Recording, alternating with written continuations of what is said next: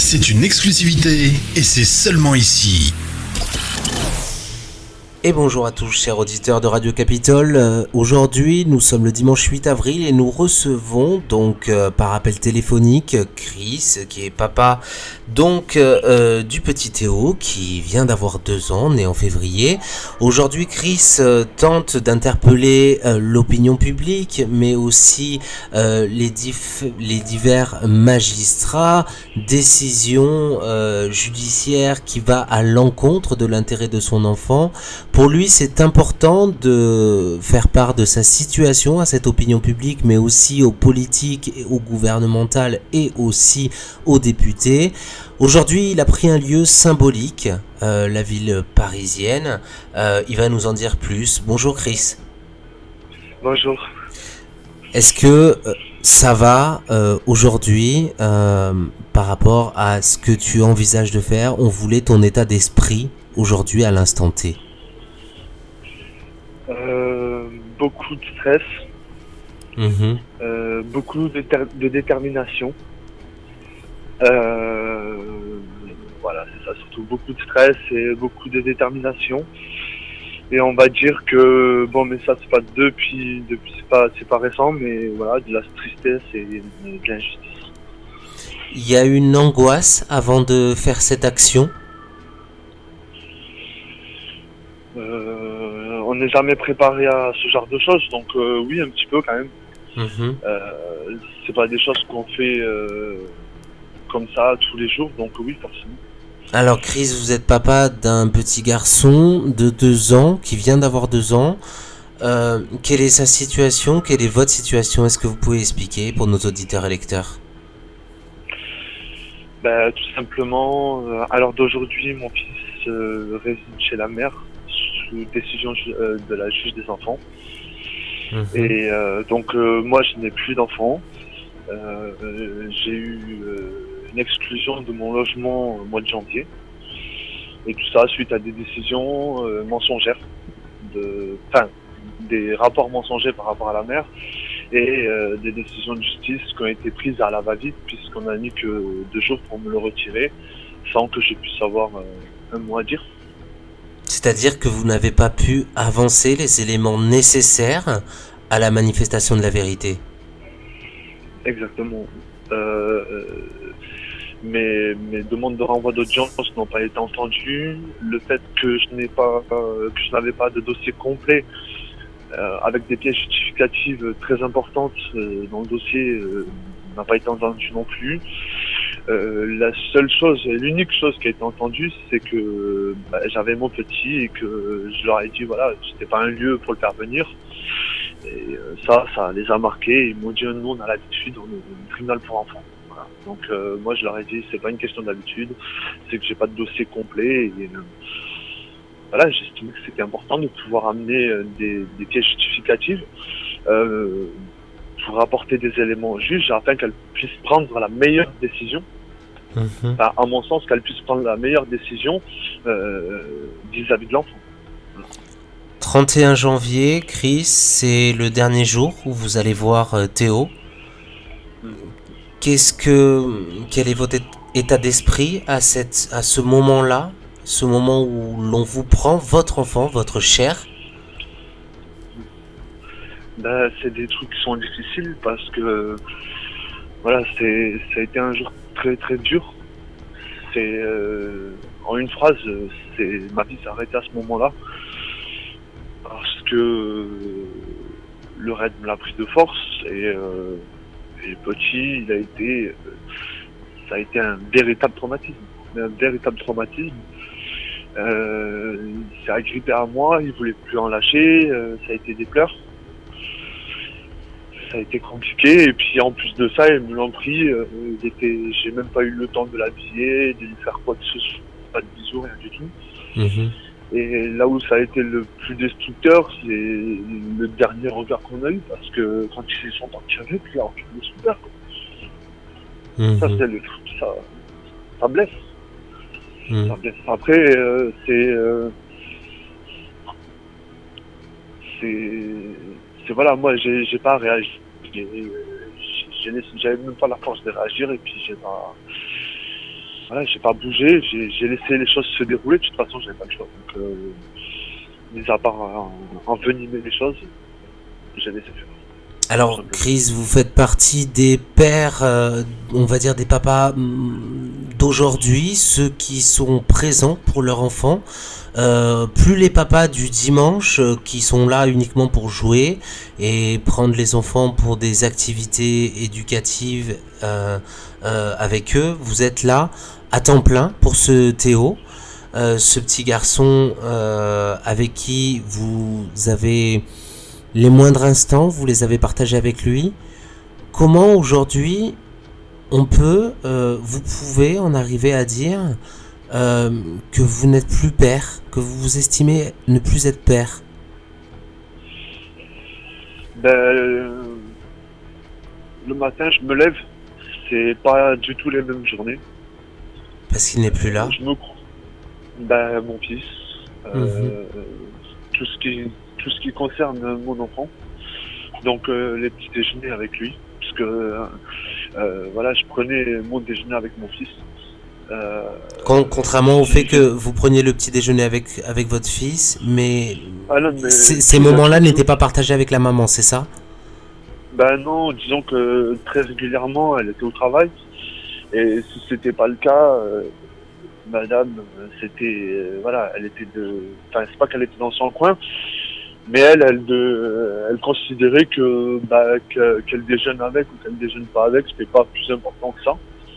Alors après, je peux entendre ce genre de choses, mais avec une limite, parce que c'est plus. Moi, je trouvais que c'est beaucoup plus intéressant de prendre son déjeuner avec le petit, avec son enfant, et c'était toutes sortes de choses comme ça au quotidien que je faisais avec mon fils, que je demandais au moment de s'investir aussi, et d'être présente pour le petit, et ça n'a jamais été le cas. Ça a été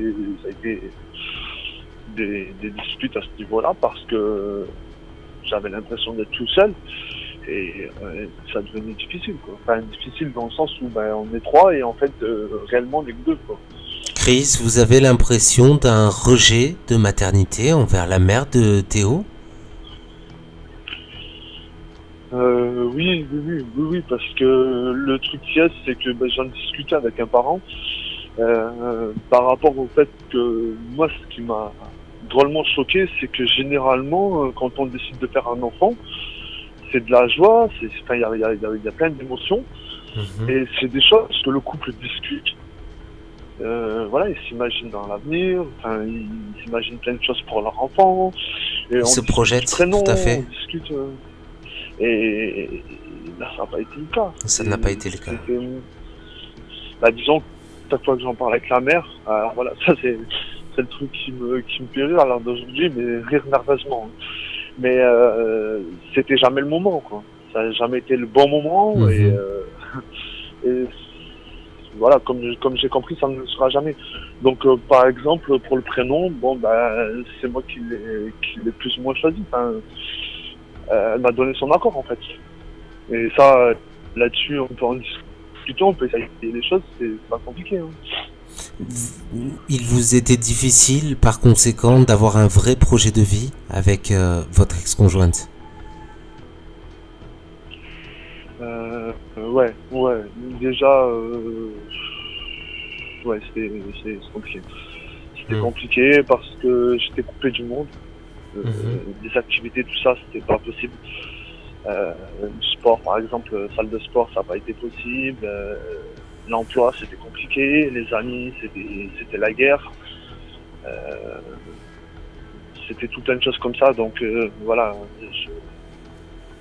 je me voyais mal pouvoir vivre une vie comme ça, de ne rien avoir, d'être à la maison, de faire le ménage, de faire à manger. Quand elle rentrait du travail, elle avait juste à mettre les pieds sur la table et c'était fait.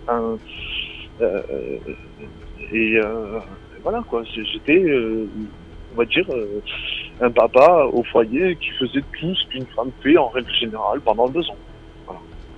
Alors, Chris, vous avez 22 ans, vous avez une fréquence de visites médiatisées qui vous ont été octroyées, mais pour un enfant anciennement placé, c'est difficile? après, et parce que le truc qu'il y a, c'est que... C'est un effet miroir qui remonte à la surface? Plus ou moins, oui. Plus ou moins, puisque je suis passé par des visites médiatisées aussi, moi, avec mon père. Mhm. Donc, et c'était pas avec la mère, hein, c'était avec mon père, je préfère le préciser pour le coup. Et le truc qu'il y a, c'est que mon père, lui, refusait les visites médiatisées puisqu'il voulait me prendre. À ce moment-là, ça allait bien, donc du coup, bon, ben, moi, c'était pareil. Maintenant, je me dis, bah, je vis ce que vit mon père, encore une fois, voilà, quelque part, c'est... Vous reschématisez votre enfance avec l'histoire de Théo?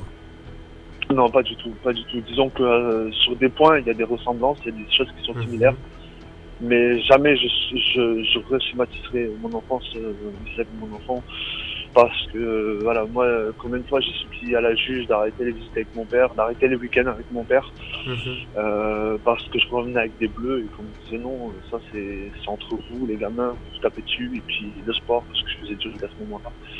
Et que, voilà, mes souffrances, elles n'ont jamais été entendues.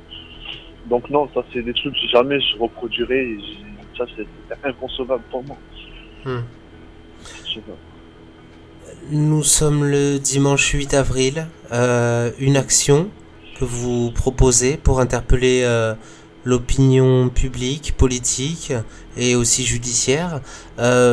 C'est avec force aujourd'hui que vous avez ce sentiment d'être incompris et aujourd'hui vous voulez vous faire entendre. C'est ça?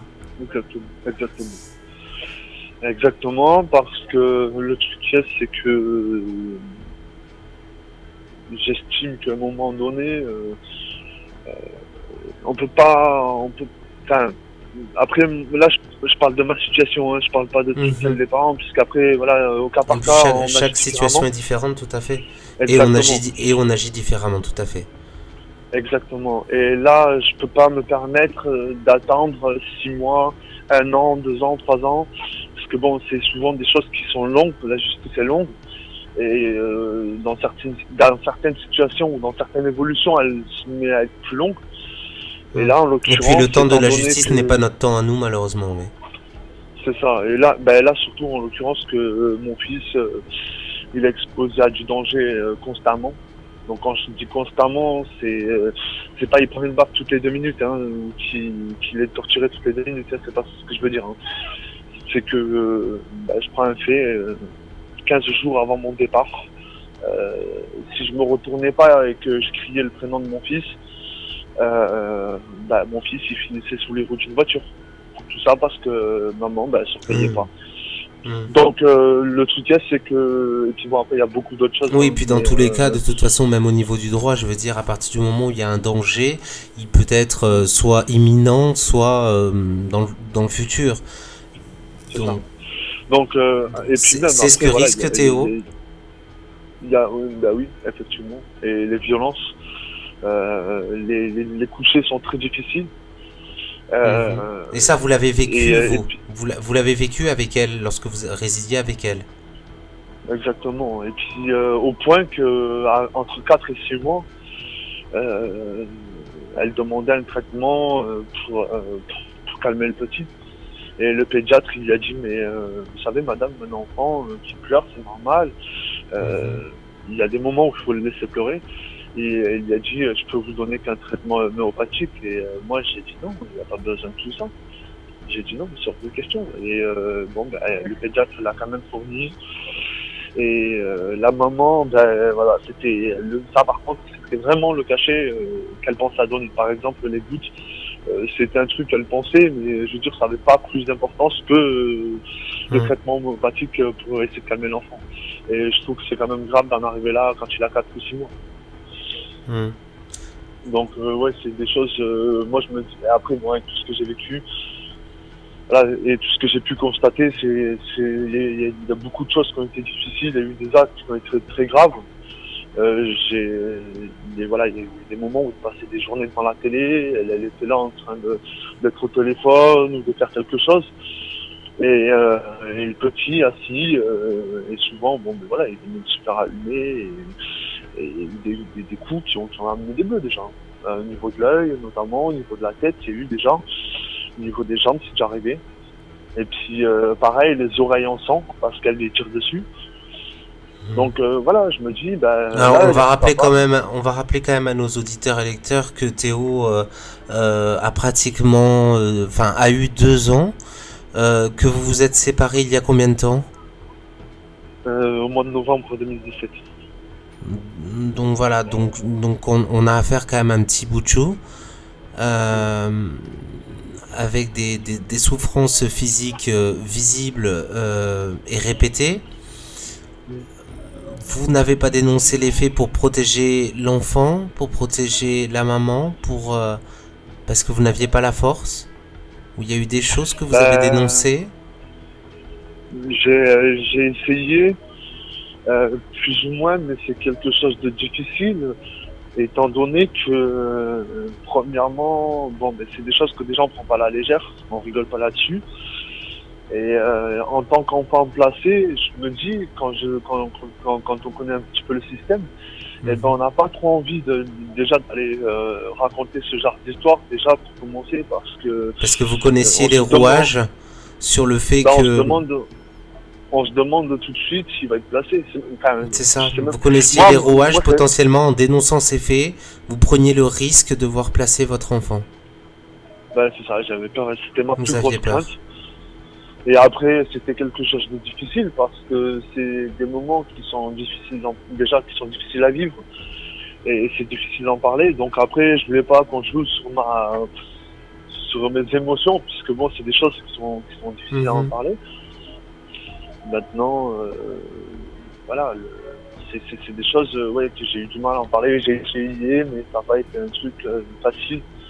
Alors on va pas revenir Théo sur l'actualité qui a fait la une des médias dernièrement, l'histoire de Marina, l'histoire de beaucoup d'enfants qui sont décédés sous les coups d'un de leurs parents et qui étaient pourtant suivis par les services sociaux, mais pourtant aujourd'hui les services sociaux disposent d'éléments suffisants pour détecter ces maltraitances. Pour quelles raisons ça n'est pas détecté et personne ne fait rien? Alors je pense que il y a plusieurs choses. Il y a 2-3 éléments à voir déjà. Et là je prends ma situation quand moi j'étais enfant.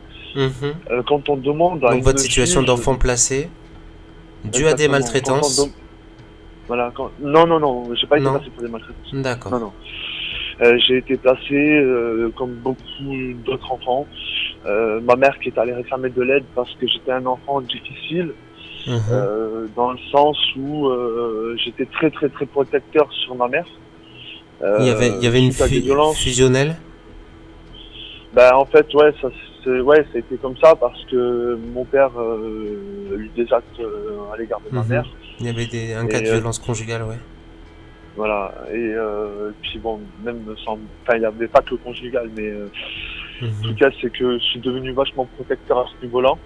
En grandissant, quand ma mère elle a demandé de l'aide, tout de suite on m'a retiré. Et à un moment donné, j'ai pu revoir mon père un peu plus facilement. Et ce qui est étrange, et c'est ce qu'on voit dans beaucoup de situations, c'est qu'encore une fois, on met l'enfant en contact avec le parent maltraitant. Et mon père, quand j'ai dit la maltraitance, c'est mon père, il y a eu des moments où j'étais rué de coups, et que c'était des choses que je n'arrivais plus à vivre, et j'ai demandé à la juge, je me souviens encore, j'étais dans l'optique de dire, vous avez supplié la juge d'arrêter là, ouais.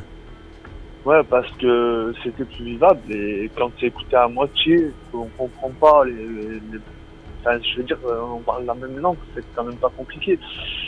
De dire, l'enfant, il est en train de s'exprimer, il prend des coups, il en a marre, il le montre, les éducateurs le voient. Non.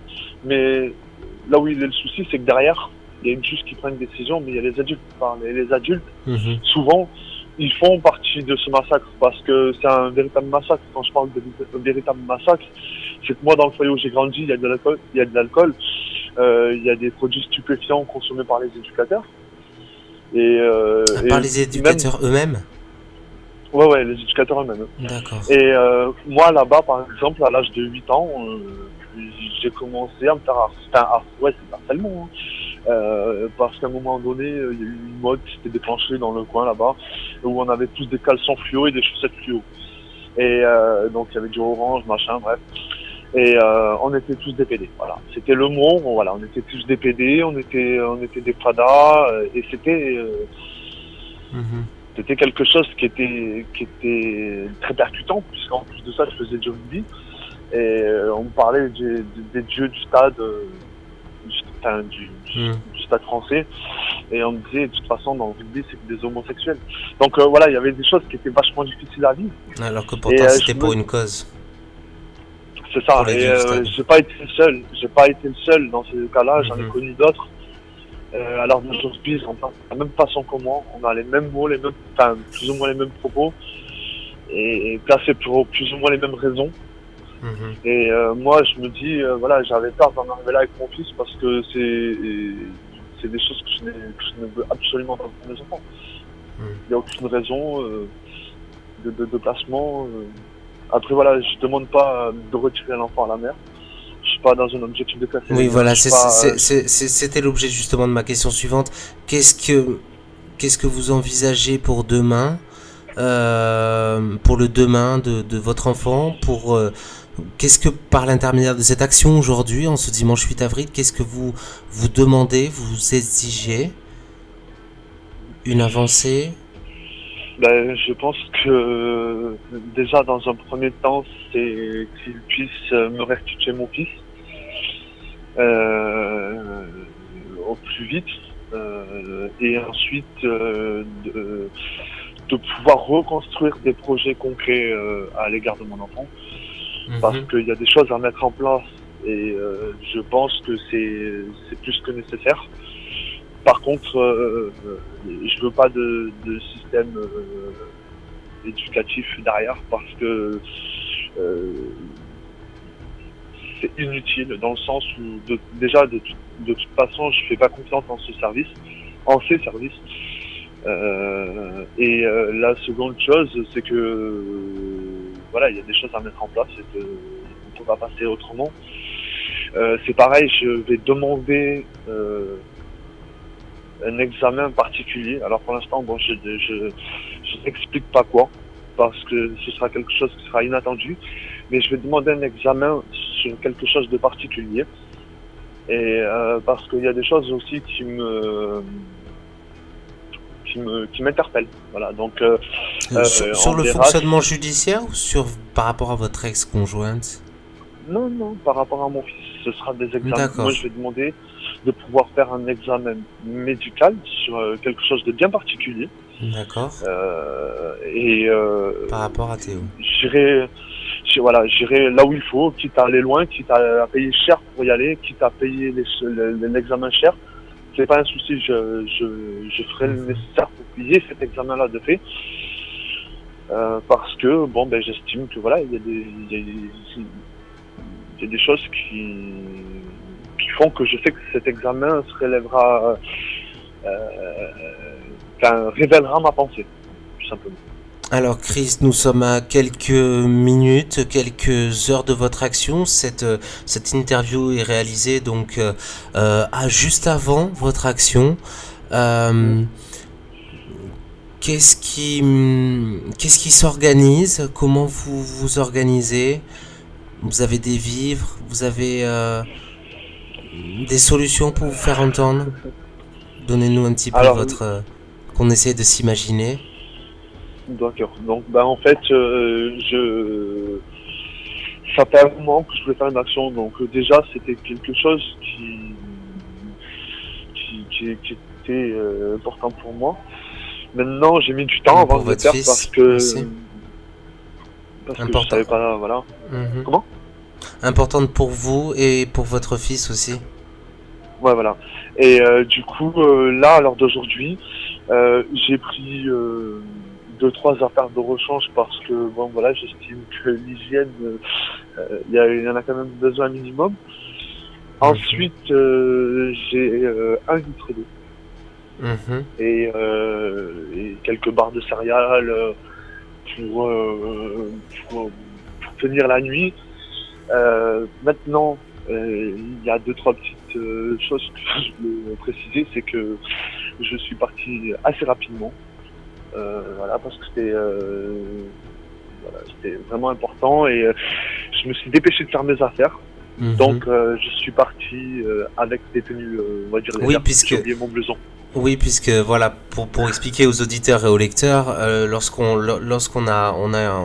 s'était contacté, vous preniez justement le train. Et c'est quelque chose que vous avez pris comme ça parce que ça vous est tombé dessus. On va pas se mentir, le tarif du billet est exorbitant et les grèves annoncées en cette période ont fait que la situation qui se présente aujourd'hui, c'est une situation qui vous est tombée dessus et vous l'avez pris direct. Voilà. C'est ça, exactement. Exactement, parce que le truc, c'est que déjà, tout premièrement, donc comme vous l'avez dit, le billet était à un prix intéressant. Et parce que là, du coup, l'action, dans tous les cas, l'action sera dans une non-violence. Et ça, il faut bien donc très passive, très calme. Voilà, exactement. Je suis pas comme je l'explique depuis le départ, et je suis pas là pour faire la guerre. Je suis pas là pour ça. Je suis là juste pour réclamer. On l'entend bien, sous aucune vindicative ou à l'encontre de qui que ce soit. Simplement, vous voulez que vous soyez écouté, vous en avez besoin et vous souhaitez que cela soit entendu. Exactement. Et après, la deuxième chose, c'est que pareil, le lieu n'était pas réfléchi à 200%. Après, j'avais quand même mon idée de Paris pour deux raisons.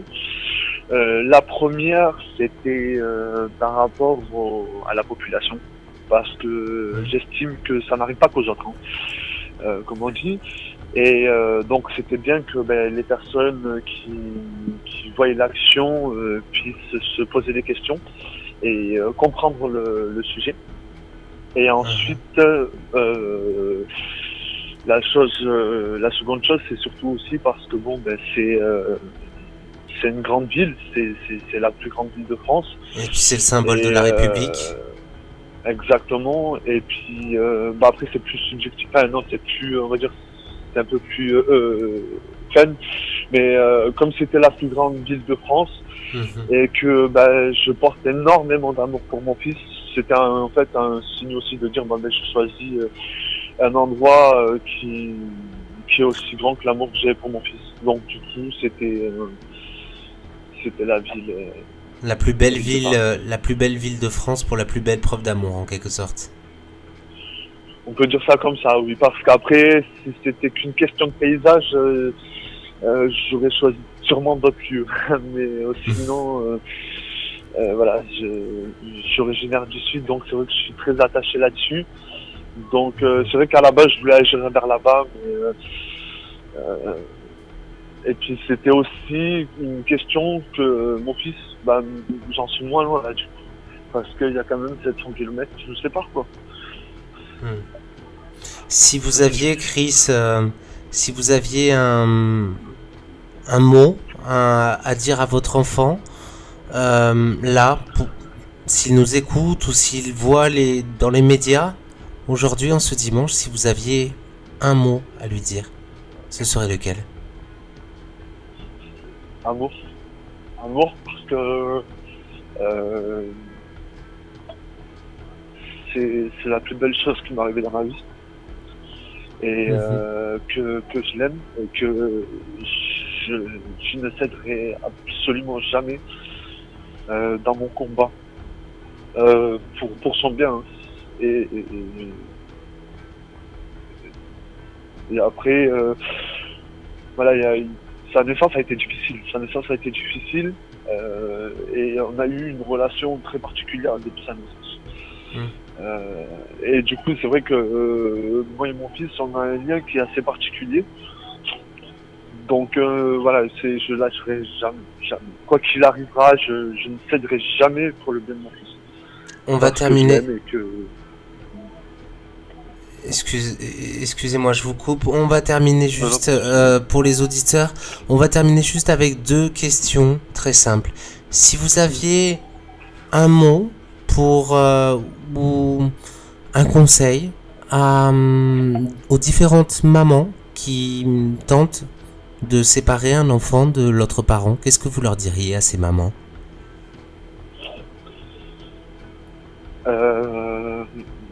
La toute première chose, c'est qu'elles se mettent à la place de la personne qui va se faire retirer l'enfant. Donc, si elles sont dans un objectif de le garder à tout prix pour elles et de ne pas faire une garde alternée, enfin, en tout cas, de rester sur un plan égalitaire à partir du moment où cela le permet, qu'elles se mettent à la place de la personne qui sera sucrée de son enfant. Qu'elles essayent de réaliser, qu'elles se posent la question de comment elles vivraient, comment elles se sentiraient quand elles n'auraient pas leurs enfants. Et je pense surtout à une maman qui est sur Paris, j'en profite, qui elle justement agit dans l'intérêt de son enfant, malgré une situation très compliquée. Elle n'empêche pas le père de le voir, quoi. Il y a eu des audiences qui sont tombées et elle a bien dit au juge, par exemple, que si elle voulait, que si le papa voulait venir chercher l'enfant dans la semaine, que c'était tout à fait possible, à partir du moment où ils n'avaient rien prévu, si c'était pour aller manger quelque part ou faire telle ou telle chose. Et moi, je pense que ça, c'est des choses qui devraient rentrer dans la tête de beaucoup de parents. C'est des choses qui devraient être innées, en quelque sorte. Exactement. Il y a une chose qu'on oublie, c'est que un enfant, c'est pas un objet, c'est pas un jeu, c'est pas quelque chose qu'on achète, c'est quelque chose qu'on crée à deux. Il y a un acte d'amour. Et derrière, l'amour qu'on a pour nos enfants ne doit pas se faire dominer par la haine. Ça, c'est clair. Donc, c'est quelque chose qui devrait être comme ça pour beaucoup de parents. Un dernier mot pour encourager tous ces pères qui sont dans la même situation que vous? Déjà, il y en a plusieurs qui ont fait des actions. Je les encourage à continuer si jamais les choses n'ont pas avancé. Pour d'autres, je dirais qu'il faut beaucoup de courage, beaucoup de confiance, de détermination aussi. Que la détermination, elle doit s'égaler à l'amour qu'on a pour nos enfants. Il ne faut pas abandonner. Il y a des parents qui abandonnent très vite. Et voilà, qu'on doit être un peu plus solidaire aussi. Beaucoup plus solidaire dans nos actions, et que ce soit les papas ou les mamans, pour le coup, parce qu'il y a les deux.